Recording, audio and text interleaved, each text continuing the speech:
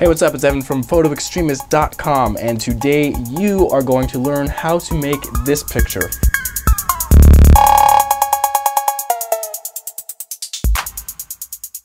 Now, how do we make something like that? Well, what we're going to be using is this little guy. This is called steel wool. It is basically steel in wool form. It lights on fire pretty easily. So what we're going to be doing is taking a lighter, lighting on fire, and it will start sparking, and it will just make sparks. You can also use a 9-volt battery if you want to. Rub it against it and it will light on fire and start making sparks. But we can't just hold it while it's making sparks. We're gonna have to put it in this guy. Now, what is this? This is a whisk that you can get at a thrift store for about 50 cents. And then we're gonna attach it to a cable, and the cable on the other end has a little handle for you to grab onto, so it can spin around flawlessly with no resistance. So we're gonna put the steel wool inside of the whisk. Once that is in there, we're gonna take a lighter or use the 9-volt battery, light it on fire, and then it'll start sparking. And what we're gonna wanna do is grab the cable and start spinning it around. Now, when you're spinning it around, you're gonna wanna make sure that you're outside and it's during nighttime. These won't show up during daytime and it won't work. Another thing that you're gonna wanna make sure that you're not doing is lighting it maybe on top of dry grass. You don't wanna do that because that can catch on fire. Don't light it above some gasoline or something stupid like that. What I did is just spin it around in the middle of the road because asphalt is not flammable. You can also do it safely right after it rained for a long period of time in the grass or anywhere outside. Nothing will catch on fire, from my experience anyway. Now, when you're taking the actual picture, what you're gonna wanna do is put your camera on a tripod and then switch it up to manual mode. You're going to want to adjust the shutter speed to about 30 seconds. The aperture you can experiment with, it depends on what you need, and the ISO as well. I usually start off at ISO 200 and f8. Now, how are we going to focus in the dark?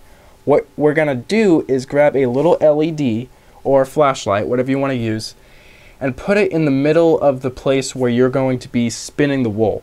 So in this case, I put this right in the middle of the road because that's where I wanted my focus point to be. So I just popped this on the ground and I took my autofocus on my camera, focused up on this little point, and then I switched the camera to manual focus. So after you got all that done, you're gonna wanna light the thing on fire and spin it around. You could spin it around really, really fast and the sparks will go way out there. Or you can spin it down slower and the sparks will just kind of plop down onto the ground. And now there's different types of steel wool as well. Over here on the yellow side, you've got just 0. This type of steel wool is thicker. It's pretty durable. The sparks are pretty big when they come off of it. And at the other end of the scale, you got quadruple 0. That's the grade of the steel wool. That's what the zeros represent. You always want to get something that says 0 on it. Don't get 1 or 2 or 3 or 4. If you do, the wire will be too thick and it won't light very well. So always get grade 0 or lower. And you can get steel wool at a hardware store or home improvement store.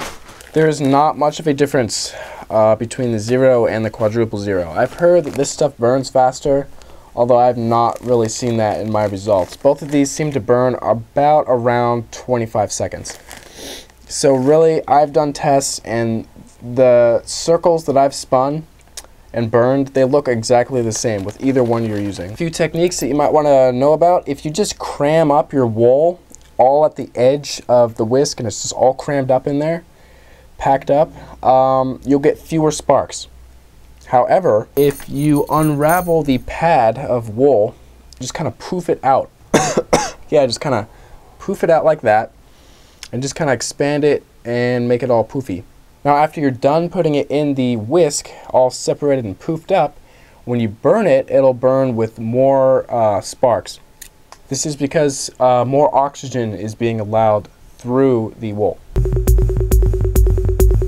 Okay, safety precautions. Wear a hoodie or a hat to protect your hair from catching on fire. Wear long sleeves. Wear long sleeves on your legs as well. Also, if you want to, use gloves. Goggles are a good idea as well. And having a fire extinguisher nearby is also a good idea. I've spun steel wool before, and when I thought it was all done, I walked away to get a new steel wool, and then when I came back, I noticed that the grass on the edge of the road was caught on fire, so I had to go over there and jump on it. Stuff like that can happen, so it's a good idea to have a fire extinguisher nearby. The location of where you spin the wool should always be considered when you're taking your photo. Some really cool locations I like are the beach. This is kind of bad though because it causes a lot of attention when you're spinning this around, and it also causes cops attention, and I got kicked out. So you might want to keep that in mind. Tunnels and underground structures are really cool because you can spin the wool and it hits the walls of all the structures. So it's like this plane or panel of sparks just kind of going across the building. You could do it outside on the grass, but only after it has been done raining for a long period of time.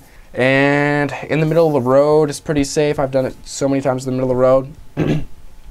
But always make sure you wait like maybe, I don't know, 5 minutes after you leave the location, because a little spark could land on a little piece of grass and in a few minutes it could just burn up and cause a very large fire. So you do not want to be responsible for that. So that's just my way of using steel wool. If you have any other tips, make sure to leave a comment down below in the comment section so others can benefit from that. Now, if you liked this video, I have an ebook for sale that will show you tons of other tricks, including a bunch of long exposure ones as well. You'll learn how to take star trail photos, you'll learn HDR, you'll learn how to take pictures of fire, you'll learn levitation photography, the invisible man technique, Photoshop stuff. All that is in a 190-page ebook that I have up for sale. The link for the ebook is going to be down below in the description. So make sure to click on that link and take a look at it, and stay tuned for the next video.